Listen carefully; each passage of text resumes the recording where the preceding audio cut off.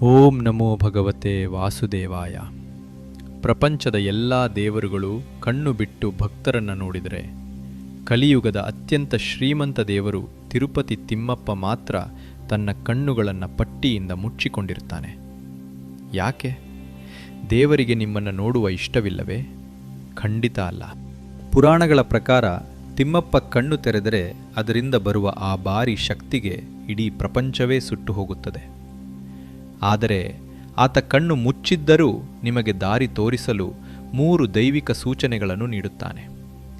ಯಾರಿಗೆ ಈ 3 ಸಿಗ್ನಲ್ ಸಿಗುತ್ತೋ ಅವರ ಕಷ್ಟಗಳು ಇಂದೇ ಮುಗಿಯಿತು ಎಂದು ಅರ್ಥ. ಬನ್ನಿ, ತಿಮ್ಮಪ್ಪನ ಆ ರಹಸ್ಯ ಸಂಕೇತಗಳನ್ನು ಡಿಕೋಡ್ ಮಾಡೋಣ. ನಮ್ಮ ಜೀವನದಲ್ಲಿ ಎಷ್ಟೋ ಬಾರಿ ನಾವು ಗೊಂದಲಕ್ಕೆ ಬೀಳ್ತೀವಿ. ಈ ಬಿಸ್ನೆಸ್ ಮಾಡ್ಲಾ ಬೇಡ್ವಾ? ನನ್ನ ಮಗಳಿಗೆ ಈ ಸಂಬಂಧ ಒಪ್ಕೊಳ್ಳ? ನನ್ನ ಕಷ್ಟಕ್ಕೆ ಪರಿಹಾರ ಯಾವಾಗ? ನಾವು ದೇವರ ಮುಂದೆ ನಿಂತು ಕೇಳ್ತೀವಿ, ಆದರೆ ಉತ್ತರ ಬರೋದಿಲ್ಲ ಅಂತ ಅನ್ಕೋತೀವಿ. ಆದರೆ ವೆಂಕಟೇಶ್ವರ ಸ್ವಾಮಿ ಸದಾ ಉತ್ತರಿಸುತ್ತಿರ್ತಾನೆ. ನಮಗೆ ಆ ದೈವಿಕ ಸೂಚನೆಗಳನ್ನು ಗುರುತಿಸುವುದು ಗೊತ್ತಿಲ್ಲ ಅಷ್ಟೇ. ನಮ್ಮ ಶಾಸ್ತ್ರಗಳಲ್ಲಿ ಉಲ್ಲೇಖಿಸಿರುವ ಆ 3 ಪ್ರಮುಖ ಸಿಗ್ನಲ್ಗಳು ಇಲ್ಲಿವೆ. 1. ಹೂವಿನ ಪ್ರಸಾದ. ನೀವು ಮನೆಯಲ್ಲಿ ಅಥವಾ ದೇವಸ್ಥಾನದಲ್ಲಿ ಸಂಕಲ್ಪ ಮಾಡಿ ಪೂಜೆ ಮಾಡುವಾಗ ಗಮನಿಸಿ. ನೀವು ಮನಸ್ಸಿನಲ್ಲಿ ಒಂದು ಪ್ರಶ್ನೆ ಕೇಳಿದಾಗ ದೇವರ ಬಲಗಡೆಯಿಂದ ಹೂವು ಬಿದ್ದರೆ ಅದು ತಿಮ್ಮಪ್ಪನ ಗ್ರೀನ್ ಸಿಗ್ನಲ್. ಅಂದರೆ ಧೈರ್ಯವಾಗಿ ಮುಂದುವರಿ, ನಾನಿದ್ದೇನೆ ಎಂದು ಅರ್ಥ. ಅದೇ ಎಡಗಡೆಯಿಂದ ಬಿದ್ದರೆ ಸ್ವಲ್ಪ ಕಾಯಬೇಕು ಅಥವಾ ಇದು ನಿನಗೆ ಒಳ್ಳೆಯದಲ್ಲ ಎಂದು ಅರ್ಥ. ಇದು ಮೂಢನಂಬಿಕೆಯಲ್ಲ, ಇದು ಪ್ರಕೃತಿಯ ಪ್ರತಿಕ್ರಿಯೆ. 2. ಸ್ವಪ್ನ ಸಂಕೇತ. ಶನಿವಾರದ ದಿನ ಅಥವಾ ಬೆಳಗಿನ ಜಾವ ಬ್ರಾಹ್ಮಿ ಮುಹೂರ್ತದಲ್ಲಿ ನಿಮಗೆ ಕನಸಿನಲ್ಲಿ ಆನೆ, ಹಸು ಅಥವಾ ದೇವಸ್ಥಾನದ ಗೋಪುರ ಅಥವಾ ಧ್ವಜಸ್ತಂಭ ಕಂಡರೆ ಅಭಿನಂದನೆಗಳು. ನಿಮ್ಮ ಕಷ್ಟದ ದಿನಗಳು ಮುಗಿದಿವೆ, ನಿಮಗೆ ದೊಡ್ಡ ಯಶಸ್ಸು ಕಾದಿದೆ ಎಂದು ಅರ್ಥ. ಇದು ಸಾಕ್ಷಾತ್ ವೆಂಕಟೇಶ್ವರನೇ ನೀಡುವ ಭರವಸೆ. 3. ಅಂತರಾಳದ ದನಿ. ಕೆಲವೊಮ್ಮೆ ನಮಗೆ ಕಾರಣವೇ ಇಲ್ಲದೆ ಇದು ಸರಿ ಅನ್ನೋ ಬಲವಾದ ನಂಬಿಕೆ ಬರುತ್ತೆ. ಅಥವಾ ಯಾವುದೋ ಕೆಲಸ ಮಾಡುವಾಗ ಒಳಮನಸ್ಸು ಬೇಡ ಅಂತ ತಡೆಯುತ್ತೆ. ನೆನಪಿಡಿ, ಅದು ನಿಮ್ಮ ಮನಸ್ಸಲ್ಲ, ಅದು ವೆಂಕಟೇಶ್ವರನ ಸಂದೇಶ.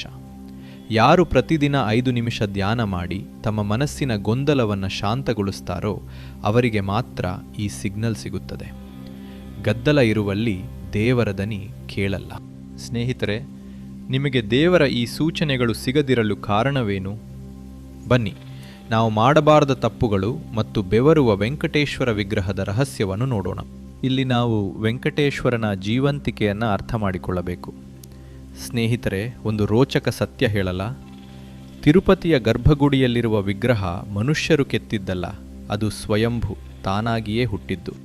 ಅಭಿಷೇಕ ಮಾಡುವಾಗ ಅಥವಾ ಗುರುವಾರ ಆಭರಣ ತೆಗೆದಾಗ ಅರ್ಚಕರು ಸ್ವಾಮಿಯ ಬೆನ್ನನ್ನು ಮುಟ್ಟಿದರೆ ಅಲ್ಲಿ ತೇವಾಂಶ ಇರುತ್ತೆ. ಹೌದು, ಆ ವಿಗ್ರಹಕ್ಕೆ ಬೆವರುವ ಶಕ್ತಿ ಇದೆ. ಇಲ್ಲಿ ನಾವು ಕಲಿಯಬೇಕಾದ ಪಾಠ: ದೇವರು ಕೇವಲ ಕಲ್ಲಲ್ಲ, ಅವನು ಜೀವಂತ ಶಕ್ತಿ. ನಾವು ಮಾಡುವ ದೊಡ್ಡ ತಪ್ಪು ಏನೆಂದರೆ, ನಾವು ದೇವಸ್ಥಾನಕ್ಕೆ ಹೋದಾಗ ಅದನ್ನು ಒಂದು ಪಿಕ್ನಿಕ್ ತರಹ ನೋಡ್ತೀವಿ. ಕ್ಯೂನಲ್ಲಿ ನಿಂತಾಗ ಹರಟೆ ಹೊಡಿತೀವಿ, ಮೊಬೈಲ್ ನೋಡ್ತೀವಿ, ಫೋಟೋ ಬಗ್ಗೆ ಯೋಚಿಸ್ತೀವಿ. ನೆನಪಿಡಿ, ನೀವು ತಿರುಪತಿಗೆ ಹೋಗಿ ಆ ದೈವದ ಮುಂದೆ ನಿಂತಾಗಲೂ ನಿಮ್ಮ ಗಮನ ಬೇರೆ ಕಡೆ ಇದ್ದರೆ, ನೀವು ಅವನನ್ನು ಕಲ್ಲಾಗಿ ಕಂಡರೆ ಅವನು ಕಲ್ಲಾಗಿಯೇ ಉಳಿಯುತ್ತಾನೆ.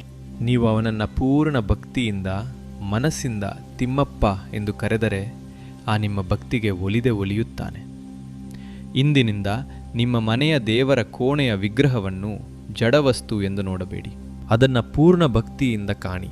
ಸ್ನೇಹಿತರೆ, ಈಗ ಬಹಳ ಮುಖ್ಯವಾದ ಘಟ್ಟಕ್ಕೆ ಬರೋಣ.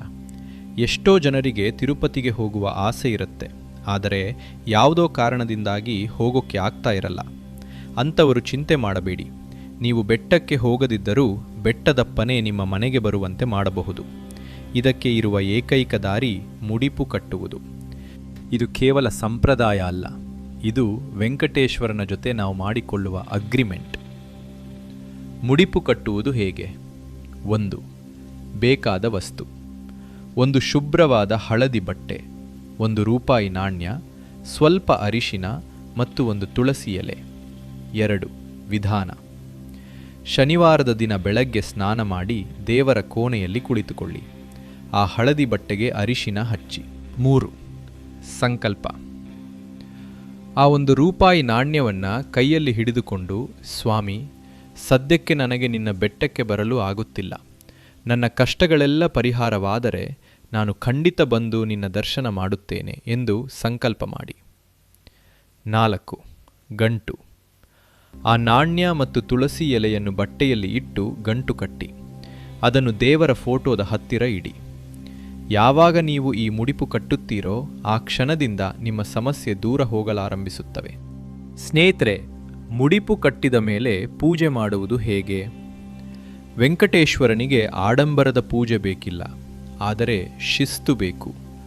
ಪೂಜೆ ಮಾಡುವಾಗ ಈ ಚಿಕ್ಕ ಚಿಕ್ಕ ತಪ್ಪುಗಳನ್ನು ಮಾಡಬೇಡಿ ಮತ್ತು ಈ ಸರಿಯಾದ ಕ್ರಮವನ್ನು ಪಾಲಿಸಿ. 1. ದೀಪದ ರಹಸ್ಯ. ತಿಮ್ಮಪ್ಪನಿಗೆ ತುಪ್ಪದ ದೀಪ ಅಂದರೆ ತುಂಬ ಇಷ್ಟ. ಸಾಧ್ಯವಾದರೆ ಹಣತೆಯಲ್ಲಿ 2 ಬತ್ತಿ ಹಾಕಿ ದೀಪ ಹಚ್ಚಿ. ದೀಪ ಹಚ್ಚುವಾಗ ಏಕಾರತಿ ಅಥವಾ ಇನ್ನೊಂದು ದೀಪದಿಂದ ಈ ದೀಪ ಹಚ್ಚಿ. 2. ಹೂವಿನ ನಿಯಮ. ಇದು ತುಂಬ ಜನರಿಗೆ ಗೊತ್ತಿಲ್ಲ. ದೇವರಿಗೆ ಹೂವು ಇಡುವ ಮುನ್ನ ಆ ಹೂವಿನ ವಾಸನೆ ನೋಡಬಾರದು. ವಾಸನೆ ನೋಡಿದ ಹೂವು ಎಂಜಲು ಆಗಿರುತ್ತದೆ. ಅದನ್ನು ತಿಮ್ಮಪ್ಪ ಸ್ವೀಕರಿಸಲ್ಲ. ಅವನಿಗೆ ಪ್ರಿಯವಾದ ಹೂವು ಯಾವುದು ಗೊತ್ತಾ? ತುಳಸಿ.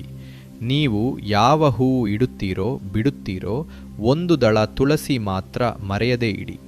ತುಳಸಿ ಇಲ್ಲದ ಪೂಜೆ ಸಹಿ ಇಲ್ಲದ ಚೆಕ್ ಇದ್ದ ಹಾಗೆ, ಅದು ತಿರಸ್ಕೃತವಾಗುತ್ತೆ.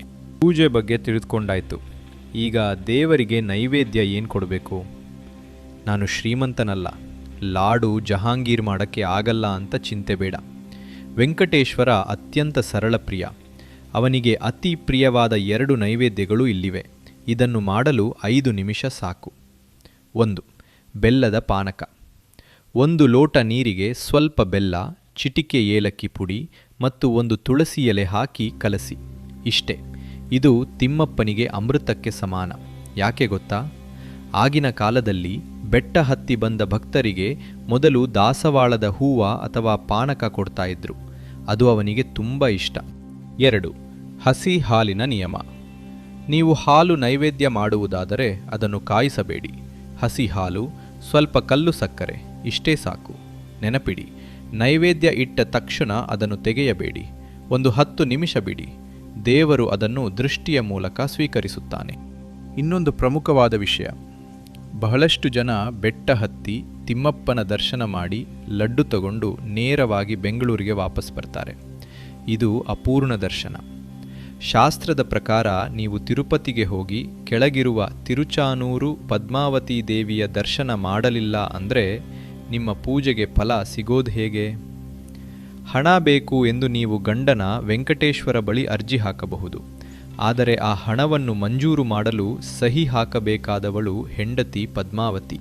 ಹಾಗಾಗಿ ಪದ್ಮಾವತಿ ದೇವಿಯ ದರ್ಶನ ಮಾಡೋದನ್ನು ಮರಿಬೇಡಿ. ಹಾಗೆಯೇ ಅಲ್ಲಿರುವ ಮೆಟ್ಟಿಲುಗಳ ರಹಸ್ಯವೂ ಅಷ್ಟೆ. ಅಲ್ಲಿ ಮೋಕಾಲಿ ಮಿಟ್ಟ ಅಂತ ಒಂದು ಜಾಗ ಬರುತ್ತೆ. ಅಲ್ಲಿ ಮೆಟ್ಟಿಲು ಹತ್ತವಾಗ ಕಾಲು ನೋವಾಗುತ್ತದೆ. ದೇವರು ಯಾಕೆ ಭಕ್ತರಿಗೆ ಇಷ್ಟು ಕಷ್ಟ ಕೊಡಬೇಕು? ಏಕೆಂದರೆ ಸುಲಭವಾಗಿ ಸಿಕ್ಕಿದ್ದಕ್ಕೆ ಬೆಲೆ ಇಲ್ಲ, ಕಷ್ಟಪಟ್ಟು ಪಡೆದದ್ದಕ್ಕೆ ಮಾತ್ರ ಬೆಲೆ. ಆ ಮೆಟ್ಟಿಲುಗಳು ನಿಮ್ಮ ಜೀವನದ ಕಷ್ಟಗಳು ಇದ್ದ ಹಾಗೆ. ಯಾವಾಗ ನೀವು ತಿಮ್ಮಪ್ಪ ಅಂತ ಹೇಳ್ತಾ ಆ ಕಷ್ಟದ ಮೆಟ್ಟಲನ್ನು ಹತ್ತುತ್ತೀರೋ, ನಿಮ್ಮ ಕಷ್ಟಗಳು ಬೆವರಿನ ರೂಪದಲ್ಲಿ ಹರಿದು ಹೋಗುತ್ತವೆ. ಕಷ್ಟಪಟ್ಟು ದೇವರ ದರ್ಶನ ಮಾಡಿದಾಗ ಸಿಗುವ ಆನಂದ ಇದೆಯಲ್ಲ, ಅದು VIP ದರ್ಶನದಲ್ಲಿಯೂ ಸಿಗಲ್ಲ. ಈಗ ತಿಮ್ಮಪ್ಪನಿಗೆ ಯಾವ ಮಂತ್ರ ಹೇಳಬೇಕು? ವೆಂಕಟೇಶ್ವರನಿಗೆ ಸಾವಿರಾರು ಸ್ತೋತ್ರಗಳಿವೆ, ವಿಷ್ಣು ಸಹಸ್ರನಾಮವಿದೆ. ಆದರೆ ಸಾಮಾನ್ಯ ಭಕ್ತರಿಗೆ, ಕಷ್ಟದಲ್ಲಿರುವವರಿಗೆ ಅತಿ ಬೇಗ ಫಲ ಕೊಡುವ ಒಂದೇ ಒಂದು ಮಂತ್ರ ಅಂದರೆ ಓಂ ನಮೋ ವೆಂಕಟೇಶಾಯ. ಪೂಜೆ ಮುಗಿದ ಮೇಲೆ ಅಲ್ಲಿಯೇ ಕುಳಿತುಕೊಂಡು ತಿಮ್ಮಪ್ಪನ ಪಾದಗಳನ್ನು ಮನಸ್ಸಿನಲ್ಲಿ ನೆನೆಸಿಕೊಂಡು ಈ ಮಂತ್ರವನ್ನು 108 ಬಾರಿ ಜಪಿಸಿ. ಇಲ್ಲಿ ಒಂದು ಎಚ್ಚರಿಕೆ, ಮಂತ್ರ ಹೇಳುವಾಗ ಮೊಬೈಲ್ ನೋಡಿಕೊಂಡು ಹೇಳಬೇಡಿ, ಶ್ರದ್ಧೆಯಿಂದ ಜಪಿಸಿ. ಸ್ನೇಹಿತರೆ, ತಿಮ್ಮಪ್ಪನ ನಾಮಕ್ಕೆ ಬೆಟ್ಟವನ್ನೇ ಕರಗಿಸುವ ಶಕ್ತಿ ಇದೆ. ಸ್ನೇಹಿತರೆ, ಮುಂದಿನ ಮುಖ್ಯವಾದ ಮತ್ತು ನೀವು ಮಾಡಬೇಕಾದ ಕೆಲಸ. ತಿರುಪತಿ ಅಂದ ತಕ್ಷಣ ನಮಗೆ ನೆನಪಾಗೋದು ಆ ಜಗತ್ಪ್ರಸಿದ್ಧ ಲಡ್ಡು. ಆದರೆ ಆ ಲಡ್ಡು ಕೇವಲ ಸಿಹಿ ತಿನಿಸಲ್ಲ, ಅದರ ಹಿಂದೆ ಒಬ್ಬ ತಾಯಿಯ ಕಥೆ ಇದೆ. ತಿರುಮಲದ ದೇವಸ್ಥಾನದಲ್ಲಿ ಒಂದು ಅಡುಗೆ ಮನೆ ಇದೆ. ಅಲ್ಲಿ ವಕುಳಾದೇವಿಯ ಅಂದರೆ ಶ್ರೀನಿವಾಸನ ಸಾಕುತಾಯಿಯ ಒಂದು ವಿಗ್ರಹವಿದೆ. ವಿಶೇಷ ಏನು ಗೊತ್ತಾ? ಆ ಅಡುಗೆ ಮನೆಯಲ್ಲಿ ಏನೇ ಅಡುಗೆ ಮಾಡಿದ್ರು ಅಥವಾ ಲಡ್ಡು ಮಾಡಿದ್ರು ಮೊದಲು ವಕುಳಾದೇವಿಗೆ ತೋರಿಸ್ತಾರೆ. ಅವಳು ಒಪ್ಪಿಗೆ ಕೊಟ್ಟರೆ ಮಾತ್ರ, ಅಂದರೆ ನೈವೇದ್ಯ ಆದ ಮೇಲೆ ಅದು ಶ್ರೀನಿವಾಸನಿಗೆ ಹೋಗುತ್ತೆ.